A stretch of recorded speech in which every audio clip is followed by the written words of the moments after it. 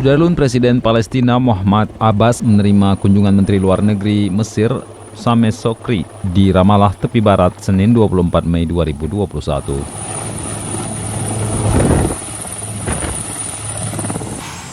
Sameh Shoukry bersama rombongan injakan kaki di tanah Palestina dengan menggunakan helikopter militer. Kunjungan itu dilakukan setelah gencatan senjata yang ditengahi oleh Mesir pada Jumat 21 Mei 2021 setelah 11 hari serangan udara Israel. Dalam kunjungannya, Sameh Shoukry memastikan Mesir akan mengirimkan 2 delegasi keamanan ke Tel Aviv dan wilayah Palestina untuk menindaklanjuti pengaturan gencatan senjata. Sebelumnya, ketegangan menyebar ke Gaza pada 10 Mei yang mengarah ke konfrontasi militer antara pasukan Israel dan kelompok perlawanan Palestina. Serangan pesawat tempur Israel menyebabkan kerusakan yang belum pernah terjadi sebelumnya yang merusak infrastruktur Palestina.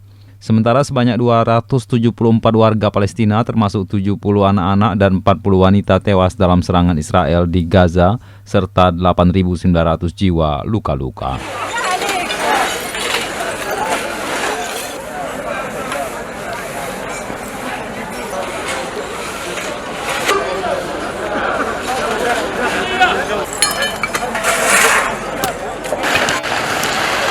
هات الكرة